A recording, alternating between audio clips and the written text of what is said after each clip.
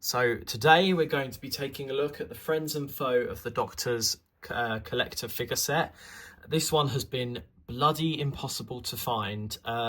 Luckily, my friend Tom Verday, who I will tag his Instagram down below, he picked up this and the other History of the Dalek set for me. And it's been such a stress. So essentially B&M have stocked these up north and they haven't stocked them down south as of yet, and I am down south, so there was no way in me being able to get these from a B&M store directly. So yeah, luckily my mate managed to pick it up for me, and with the post delays for Christmas, I ordered these, well, he dispatched these last week, and yeah, they've only just come today because of some delays with my local post office, which is frustrating. But anyway, today's Christmas Eve and they've come, so it's a nice little present to myself. So let's get into it straight away.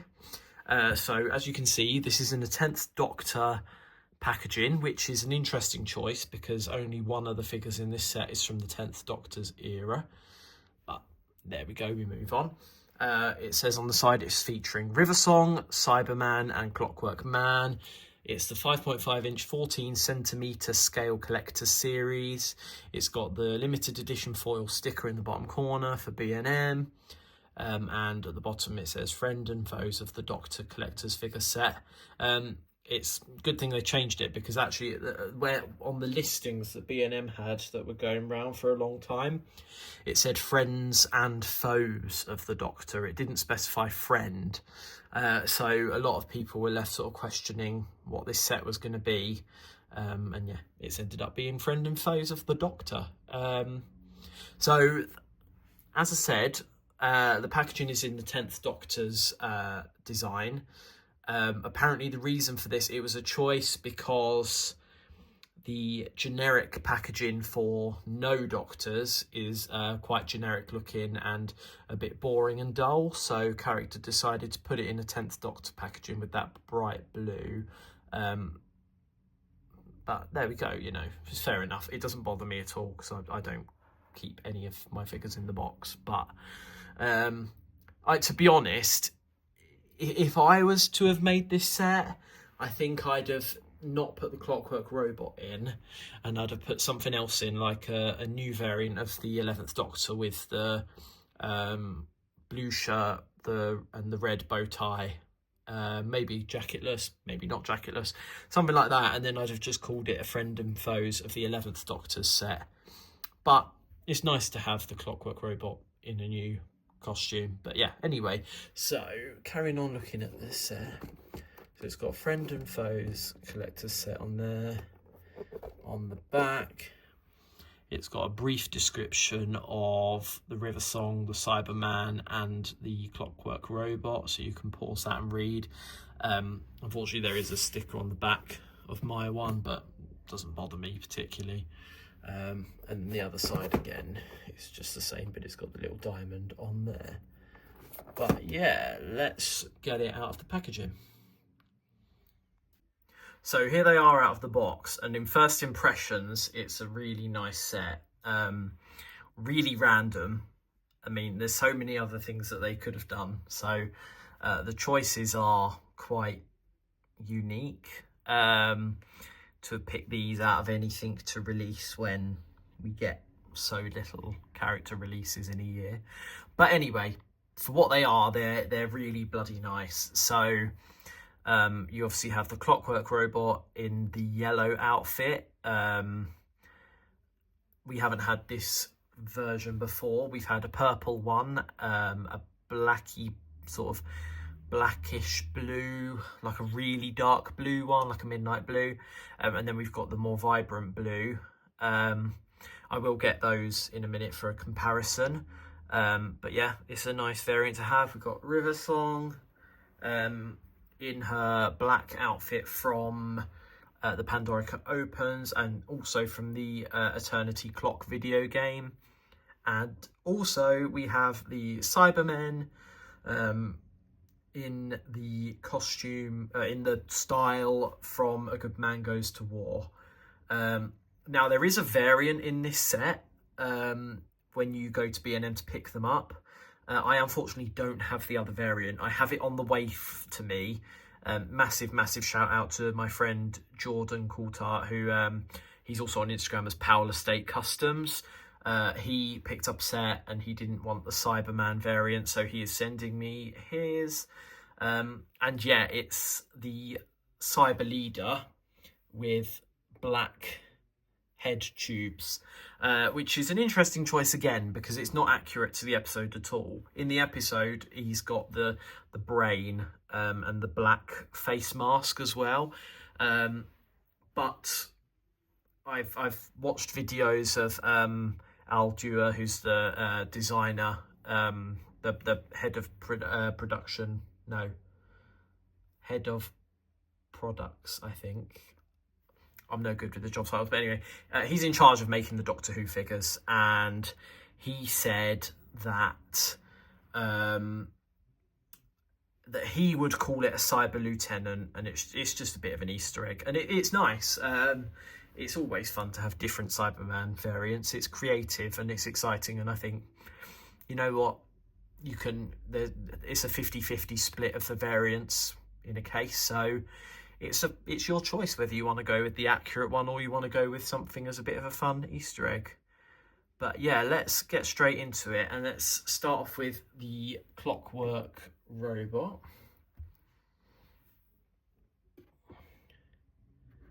So, as you can see, it's the blue variant that they did previously, sculpt-wise, but they've just painted it in a new yellow colour. It's really lovely painted. It's sort of got this dark, almost greeny yellow jacket.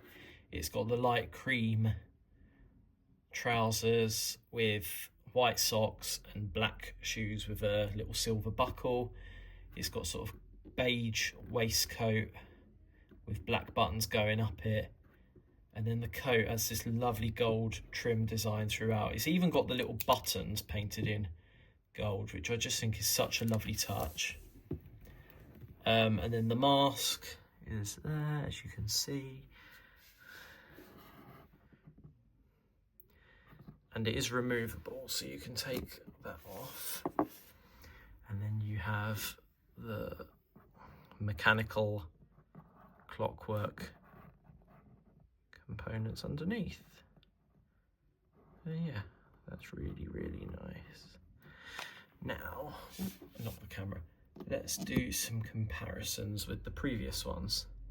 So here's all the Clockwork robots put together, and as a set they look really good. I think one critique I would have is that maybe there should be one with blonde hair. It feels like, I don't know, they've all got dark hair, and there were a vast array of different Clockwork robots with different hair colours in the episode itself. There was female ones with blonde hair, all sorts. So I just feel like it would have been nice to have contrasted these and had a... To be honest, I mean, the best thing would have been to have had a female one, but that's not really an issue to talk about now. That's more of an issue with when they made them back a long time ago, because we know that B&M are just repaints, so that's not something that I'd expect to get in this set. But yeah, they're really nice, and they do look all good together. It's nice to have a full set of different Clockwork robots. They all look like they're about to start a boy band. And yeah, and I think one thing that is nice about this one is that it has a lot of weathering in the hair, which I think looks really nice. But yeah, so anyway, let's move on from that and we will look at River Song. So here we have River Song, and it's supposed to be her outfit from the Pandorica Opens. It's okay. I don't think it overly looks like that costume. I think there's better choices that they could have done, which I'll get into. but for what it is, it's fine. It's not too bad. And it's got some nice details on it, I must admit. So it's got glossy boots, glossy gloves. The gun is a nice black with silver washes on it. And the belt has got glossy parts on it and silver bits to make the sculpt stand out. But then when you look at the head, which I'm going to zoom into now, bear with me. Ooh, that's not a shot we want. Right.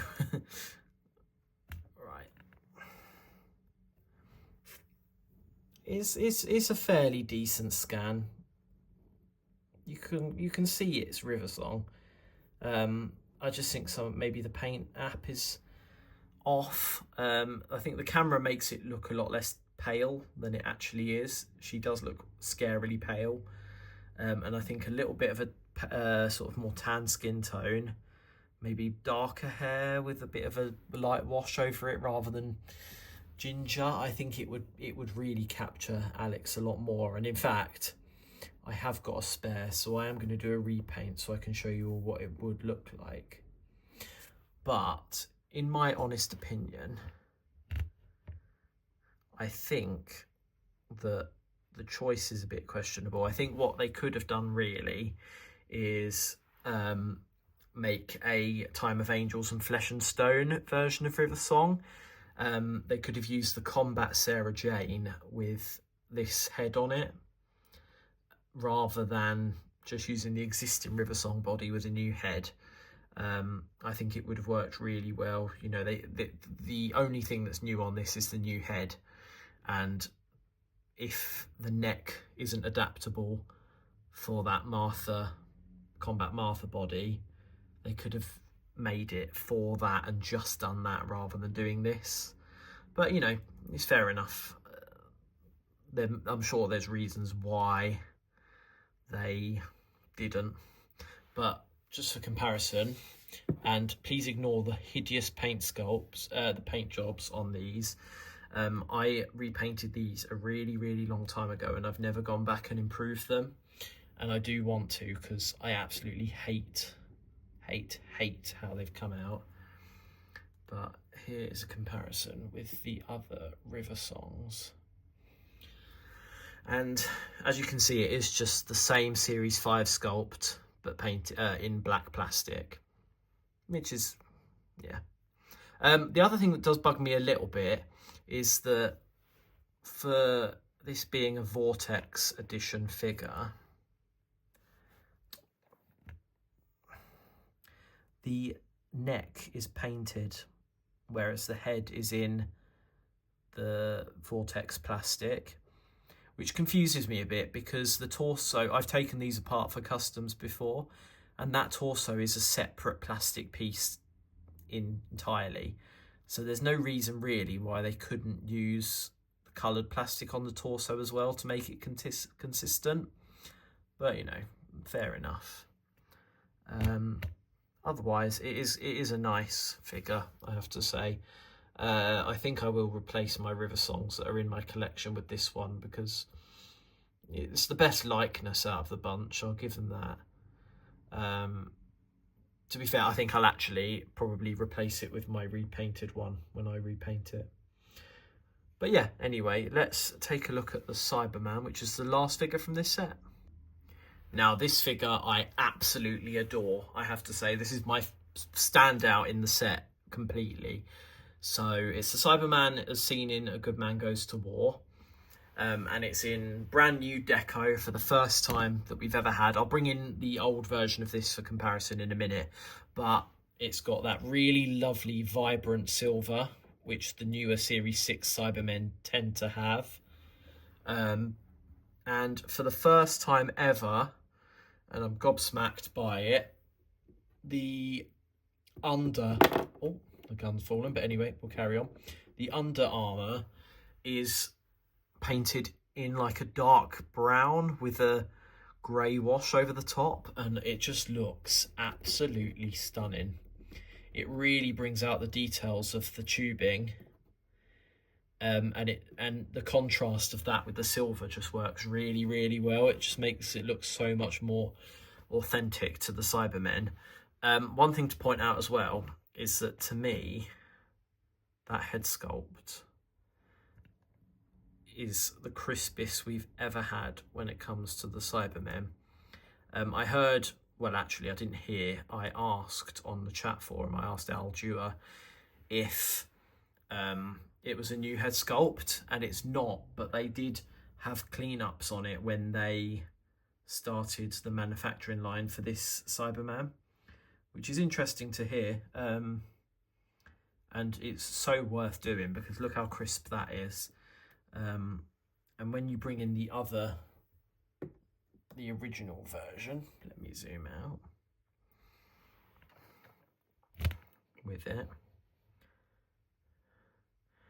you can see that the eyes are better, the tubes are more like sharp. It's just way nicer. It really, really is. It's absolutely stunning. The one thing that I'm really pleased with is that they've used the open hands, which makes it so much better for holding the gun, which I'm just gonna do off camera, because otherwise I feel like it's all gonna fall over and be a nightmare. But it just works so well. I mean, the hook hands do work to hold it in a different way, but you'd kind of want to hold it like this, and I feel like it just works so well.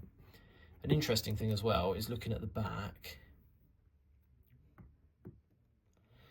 They've got different legal guff on the back, which has always interested me on these Cybermen, because they're really lovely figures. But I think it kind of ruins it, having all the legal stuff on the back. It should have been on the feet, like most others do. I know the feet have like little lines going through them, but I'd rather have just had them flat and had the design on the bottom so that it's hidden and out the way. But fair enough, it's, you know, it's not the end of the world. It really doesn't matter. But yeah, a really, really stunning Cyberman, and kind of makes me want them to do all of the Cybermen again with the deco like this. One thing that is a shame again is that on the chest plate on the front, it's got a printed circle rather than the sculpted one that the like damaged Cybermen used. I'm assuming they just didn't have tooling for the damaged Cybermen one, but clean. I don't know, but it's a bit of a shame that they didn't use that instead of the one that they've used here. But yeah, it looks really, really nice. So really, that kind of brings this video to a close. I do really genuinely like this set. I think it's random choices, but aesthetically, they're nice quality toys. The Cyberman in particular is just a standout. The Clockwork Robot is just a nice variant to have in the mix, so you have quite a wide amount of different Clockwork Robots. And it is the best River Song-like sculpt that we've had, even if the deco isn't quite right and maybe the costume choice is a bit interesting. But yeah, that's pretty much it. So yeah, thank you all for watching. Please like and subscribe, comment for more, and I will see you all soon.